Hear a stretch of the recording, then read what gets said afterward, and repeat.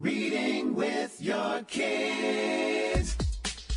Hey, so great to see you. Come on in.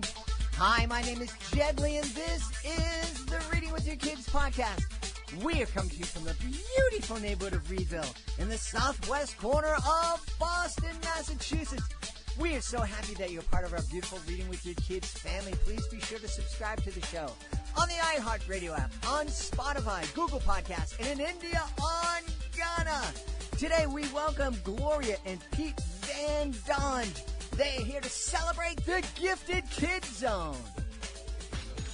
Hey, before our guest comes in, we gave a sneak preview of the Solve It for Kids podcast here on Reading with Your Kids, and it was so popular, it's like spun off. It spun off into its own thing. And my buddy, our dean of all things STEM and STEAM, Jennifer Swanson, is here to tell us a little bit about what's going on with this great new podcast. Hey, Jennifer, what's up? Hi, Jed. Oh, I am so excited about our new podcast. We've been getting some great reviews. Everybody wants to find out what's going on and meet and listen to some of our scientists and engineers. We have done how do you map an underwater forest? Yeah. We have done how do you cut a person in half safely, of course. Yep. Mm-hmm. We have talked about improving your connection with water by going on a water walk, and we have watched Vanessa Brantley Newton create illustrations that come to life. I took a water walk with my amazing niece. We had such a great time. I didn't fall into the water, but it was really, really fun. And I love the fact that all of our guests are giving our wonderful listeners challenges, really fun challenges that they can do together as a family. And that's so cool. Hey, tell everybody where they can find Solve It for Kids, because it's not on the Reading with Your Kids podcast. It's its own thing. So please, if you want to keep listening, go over to iTunes and Apple Podcasts and subscribe. And you can download all 4 of the first episodes that we have, plus listen to all the new ones we have coming out. You can also find on Stitcher Radio and, of course, through our website, solveitforkids.com. Jennifer, thanks so much. Thanks for letting me be part of this awesome podcast. Well, we make a great STEM team, don't you think? Absolutely.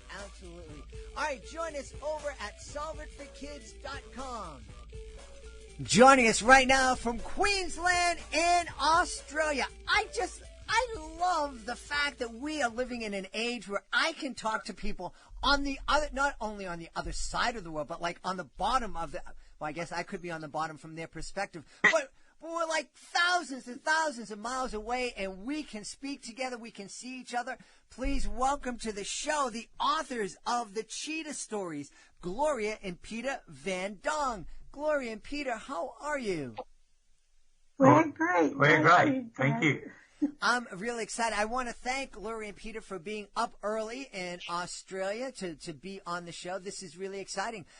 Gloria, can you give us just a quick recap of what the Cheetah Stories is all about? Yes, my stories are designed to deepen our understanding of the joys and the frustrations of being a gifted child. My characters center around a family of playful cheetah cubs, each with their own area of giftedness, whether it's being gifted innovatively, physically, creatively, intellectually, or emotionally. So it's wonderful to see them express their curiosity, their drive to learn, their creativity, collaboration, resilience, and self-confidence. But my books also reveal some of the difficulties commonly encountered by gifted children. They demonstrate ways to deal with these issues in a positive and often proactive way. Each book tells an engaging story which provides a fantasy world where children can safely examine real-world issues. There's a tone of celebration in my books, and I hope my stories will help gifted children smile on the inside. Yeah, Peter, we've talked a lot here on the podcast about kids with learning difficulties, kids who may be struggling with attention attention issues, with different types of neurodiversity. And it's really important to support those kids and help those kids reach their full potential. But I think a lot of times we forget the fact that kids who are gifted and who can really excel at certain areas, they also need support as well. Yeah, they certainly do. And often kids who are gifted have challenges in certain other areas, like relating to peer group, who challenges, maybe they're even on the autistic spectrum, and but gifted in a particular area. These 5 books complement one another, so they're a set rather than a series. Okay. And each book deals with a separate area of giftedness. Yeah. Now, Gloria, one of the areas that you mentioned was the athlete, the people, the kids who have these amazing physical abilities. And lots of times when we hear that, we think, the basketball player, the football player, the baseball player, I guess in Australia could be the cricket player. And sometimes we forget about the fact that there are dancers, and especially lots of girls who are exceptional athletes, but they excel in ballet or other forms of dance. And those kids, I know because my daughter was one of those kids, they work incredibly hard. And I don't think people quite understand just how hard they work and how much pressure they put on themselves. That's true. They often have perfectionist tendencies where they want to be not just good at something, but the best in the world. And so even as they're growing up, they're comparing themselves not with what they could do yesterday, but with what somebody in the top echelons can do in that area. Yeah. So in tennis, for example, if they're learning to play tennis, they'll compare themselves with Roger Federer rather than think of what they could do last week and think, okay, I have improved, I've done good. Yeah. Peter, I'm wondering, what was it that inspired you both to create this set? Our daughter was working with the education department here in Queensland to train teachers to work with gifted children, and she discovered that worldwide that there were very few, if any, books to stimulate young gifted children to talk to parents, teachers and psychologists about their issues. And so she said to Gloria, Mum, I need your help to write a book. And Gloria said, okay, well, give me the material on giftedness and I'll research it. And 6 months later, they got together and Gloria said, you don't just need one book, you need at least 5 to cover the 5 areas of giftedness, if not 10. Daughter swallowed hard and said, I don't have time to write 5 books. So they reversed roles and mother became the author and daughter became the editor. Oh, wow. And now what is your role in this family business? Well, I was a school teacher and a clergyman, and once the books were published, my dear wife appointed me to be the marketing manager. And as a very intelligent man, you said, of course, dear, let me know what I can do for you. But this has been a special journey for us because walking through this area of giftedness, our daughter said, Mum, I discovered I'm gifted and therefore it's hereditary. Where did it come from? And it, of course, came from mother and not father. And but it's helped me to understand Gloria a whole lot better and in this journey, and we've been able to do it together, and it's been a wonderful journey together. Wow, that's what. Now, I hope you don't mind if I ask Gloria, how long have you and Peter been on this journey together? Well, the first discussion of this happened in 2012, and so it took 5 years to go from that initial thought to having the books published. So it was a long journey, and there was a lot of research, not just into giftedness, but also into how to write a story, a children's book, and to be limited by a wordage that still you could use and get across all the concepts that you're trying to talk about. Mm-hmm. So it's been a very challenging journey as well as very fulfilling. Yeah. Now, Peter mentioned that your daughter realized as you all went through this journey that she was gifted and that it came from you. How were you gifted? I'm still trying to work that one out. But our daughter was 40, in her 40s, before she discovered that she was gifted. And, you know, these books are really to help parents recognize giftedness in their children long before they get to 40 years of age, because it would have made a difference had we known that when Bronwyn was growing up. Because, you know, she could recite stories. You would only just have to start her off with Once Upon a Time, and she would just recite everything from word to word till he got to They Lived Happily Ever After. And we just thought that was normal. And she was 3 years old, and I was a school teacher at the time, but giftedness had never been spoken about then. And so, yes, it's been interesting for us to look back and see the signs there, way back there. My daughter tells me that I'm a big picture person, and that's been very important in designing these 5 books, because if you're trying to work with 5 main characters and develop their characters so that they are true to that character in all 5 books, even though they're telling their own story in one of the books, it's really important to slot all of this on a big board and you know, say this belongs here and that belongs there, and then being able to synthesize it all together. That's been something I've discovered that I was able to do.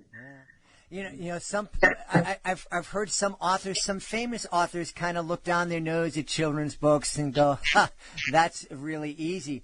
But as you can attest, writing a children's book with the limitations on the vocabulary that you can use, and the word count, and also just keeping characters and character traits straight and on point, it can be a challenge.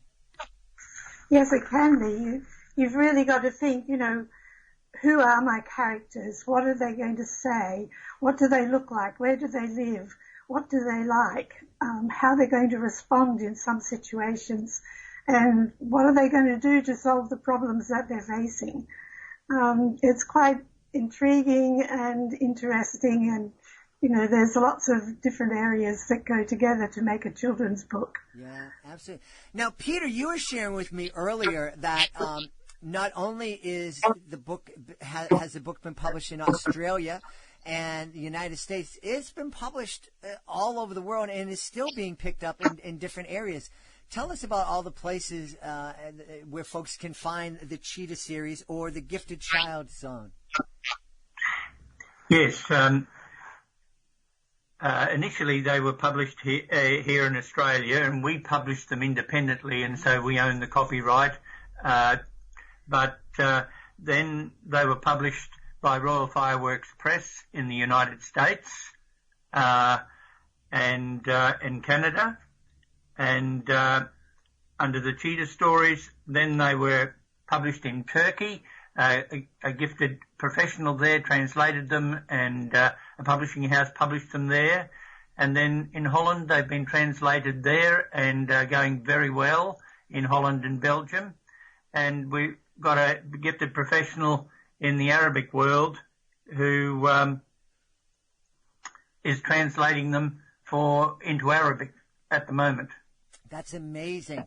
I'm sure you must have received some feedback from families, Gloria. What kind of feedback have you received? The most common feedback that we receive is from parents who say, I wish I had these books when my children were small. And like that's what we also wish. We wish that somebody had written about this when our daughter was tiny and growing up. So we had some idea of the challenges that she would face. So that's the most common response that we receive from parents. It's really important for parents of young children to understand whether their children are gifted and in what area before they go to school, so that they can guide their educational journey in life. Yeah. What, as a former educator, Peter, how would that information help a teacher if you were starting the school year and a parent went in and said, well, by the way, my child really excels at X or Y or Z? How would that information help the teacher adapt the way that they were teaching your child? Well, I would certainly begin to look at the areas of giftedness being expressed by the child, and then be able to decide whether to accelerate that child in certain areas, because one of the problems with gifted children is that they so easily become bored and then switch off. And so the child needs to be challenged. I remember when I was teaching, if children were finished quickly, you gave them much of the same to do until the other children caught up. But that created boredom for gifted kids. Right. And so that's the challenge for schools today, to work with the children who have learning difficulties on the one hand, and to accelerate the children who are gifted on the other. Yeah. And that's why sometimes parents choose to educate their gifted children in homeschooling, that kind of thing. Yeah.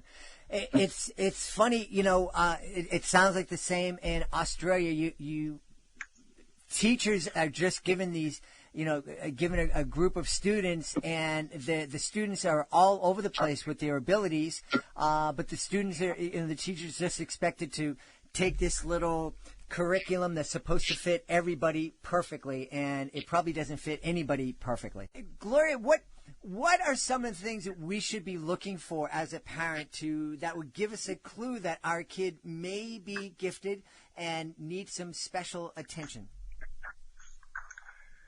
I think maybe the best thing I can do here, Jed, is to describe some of my characters, because these are the kind of things that parents could be looking for. So some of your listeners may already know a gifted child like Chelsea, who's the character of my first book. And her mind just explodes like a volcano. She's got ideas and innovations coming everywhere. Her curiosity is insatiable, and these ideas just bubble away, and it's really surprising where her curiosity takes her. So her executive skills are really good in this story, and she has successful negotiations. And she's the planner. She wants to plan everything out and work it out before she starts trying it. So she's the big picture person, and yet she's also able to cope with the details. My Christina is the star of my third story, and she's Little Miss Perfect. She likes to be really neat and tidy, and she can prioritize tasks. And she has pictures in her head that, they're just shape and color and line and texture and form. That's just what she sees. And it's almost like she's a film director with movies in Technicolor and high definition, and it's just screening non-stop. But then there are children like Chevron, and he's the main character in my fourth book, and he's just obsessed with knowing how things work. He's constantly stimulated by a desire to learn. And for him, it's like he has compactors in his head. Everything fascinates him. And there's a wonderful air of wonderment about his world. And he can analyze a problem and come up with a really great solution. And then there are children like Charlotte in my fifth book, and she's gifted emotionally. She has a passion for justice. She wants everything to be fair, and she's quite intuitive. And she's a character who asks really deep questions and makes profound statements, and she empathizes with others, and her care and understanding are just beyond her tiny years. So all these gifted children, they're different from each other, but parents might begin to recognize some of these characteristics in their own gifted child. Mm-hmm, mm-hmm. Yeah. As you were speaking about that child with the tremendous empathy, it reminded me a lot of my daughter. Mm-hmm. Yeah. This is really wonderful. I'm really impressed that your daughter would come to you with this problem and look to mom to help her solve this problem and to help with these books. It's wonderful that you have that relationship with your daughter. Yes, it's been a really wonderful journey to share this with her, because she was making the discovery that she was gifted, and at the same time we were putting some of that into our stories. Yeah. So it was really good. That's really wonderful. And I'm wondering, Peter, now that you know that we're an educator, you're a clergyman, how does it feel now that you're wearing the marketing director hat? Well, it's been great because we are quite different people, and we've done our separate things in life, and here is something that we've been able to do together and complement each other. Gloria does the writing, and she's also producing some other materials here in Australia to supplement the books and the use of those in kindergartens and schools. And I'm making the contacts. Over the last couple of years, I've got about 14,000 contacts on LinkedIn, and including Jed Doherty. And but it's been great just to be able to do this together, and it's brought us. We've been close together for all our lives. In fact, we just celebrated 50 years of marriage, and it's brought us closer together in understanding each other. That's wonderful. You know, I love that. My wife and I are about to celebrate our 30th anniversary, and it's such a beautiful thing to have that friendship, to have that love that has lasted so long. And it's great to see you and hear you say, well, this is bringing us even closer together. We're you know, and that's just wonderful. And I'm so excited, and I can't wait for the next 20 years with my beautiful wife. So that's super too. Yes. Gloria, what would you say? Because I imagine that there might be some parents out there that are listening and say, "Oh, I know my kid is gifted." What's the best advice that you can share with them so that they can get their kids the support they need? The more you can understand your child, the better it is for them and for you. And some of these issues that gifted children face are unique to gifted children. And would you like me to just list a few of them? Sure, absolutely. So in my first book, I address the issue of the need for acceptance of gifted children, so that they feel happy to be creative and have all these ideas and explore them. And in my second book, I'm looking at the area of camouflaging behaviours, because sometimes gifted children have a dilemma between whether they will achieve the best that they can achieve or whether they will have friends. And so they often feel like they have to dumb down to fit into their peers, fit in with their peers. So that's the second dilemma that they can face. Then perfectionism is not confined to gifted children, but there's certainly a lot of gifted children who have perfectionistic tendencies.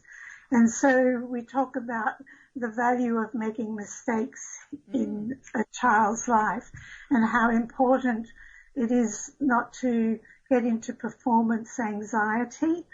And so I would say to parents there, teach your child to fail, but not just to fail, but to discover and recover after that failure.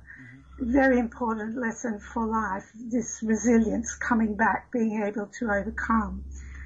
And then in the fourth book, we look at being out of step, not just with others, but with ourselves as well.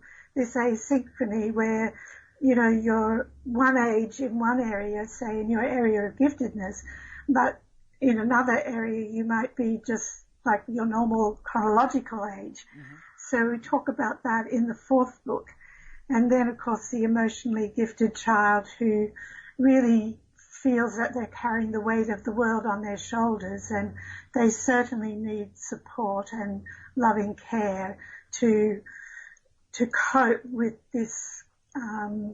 It's almost like a burden, because they're able to see when other people hurt, and they take on some of that hurt that they're experiencing.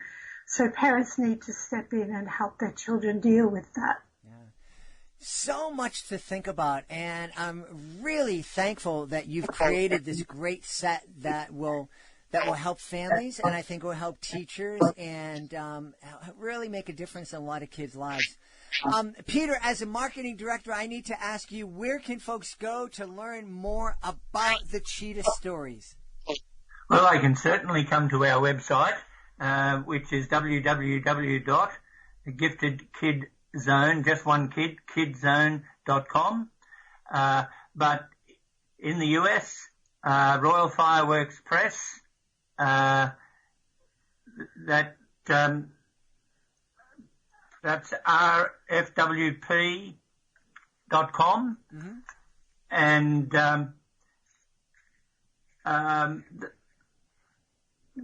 in Turkey, they were published by Abacus Press, and in the Netherlands, they were published by 248 Media. That's wonderful.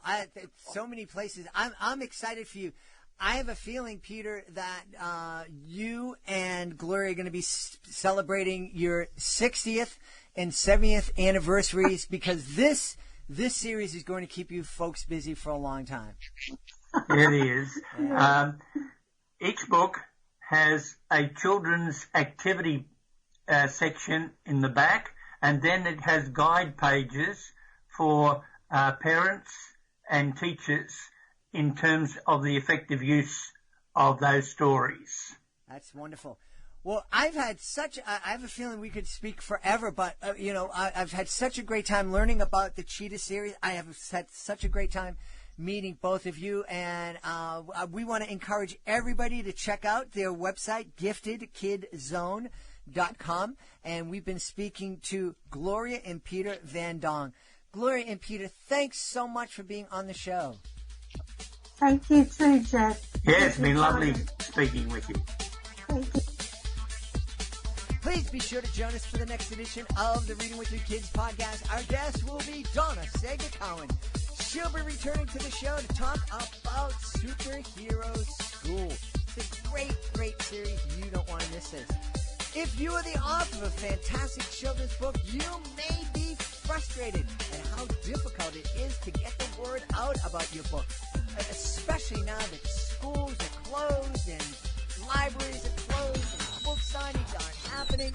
We have a program you might want to check out. It's called the Reading with Your Kids Certified Great Read Program. If our panel believes that your book is worthy of 4 or 5 out of 5 stars, it becomes a Certified Great Read. You can learn more about it by going to our website, readingwithyourkids.com, and clicking on the Author Services button at the top of the page. Hey, we want to thank the folks who made today's show so very wonderful. Of course, we want to thank our guests, Gloria and Peter Van Donge. Also want to thank my team, including my producer, Fatima Khan, the head of security here in the studio. That's Augie the doggy. I want to thank my beautiful wife for all the support she gives me. But most of all, I want to thank you. Thank you so much for taking the time to join us today. And as always, thank you so very much for taking the time to make the world a better place by reading with your kids. I'll be looking for you in the next edition of the Reading with Your Kids podcast.